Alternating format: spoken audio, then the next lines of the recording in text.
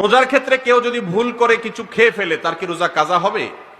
রোজার মধ্যে একটা সুবিধা হলো যে কেউ যদি রোজা রেখে ভুলে কিছু খায় তার রোজার ভঙ্গ হবে না, কোনো কাজা করতে হবে না, রোজা যেমনি আছে এমনি থাকবে। ধরেন প্রথম রমজানের শুরুর দিকে এরকম হয় যে হঠাৎ করে পানি খেয়ে ফেলেছেন, বাদাম খেয়ে ফেলেছেন, কিছু একটা খেয়ে ফেলেছেন, আপনার মনে নাই যে রোজা রয়েছেন, তো এটার কারণে রোজা ভঙ্গ হবে না। বরং মাসআলা হলো কেউ যদি রোজার মধ্যে পানি খায় অথবা কিছু খায়, আপনি দেখেন খাচ্ছে, আপনি তাকে বাধা দিয়েন না। যদি সে ক্ষুধার্ত হয় খেতে দেন, খানা শেষ হয়ে গেলে মোটামুটি পেট ভরে গেছে, এরপর বলবেন ভাই এবার থামো, তুমি তো রোজা আছো। কারণ ভুলে খাইলে সেটার কোনো হিসেব আল্লাহ নিবেন না।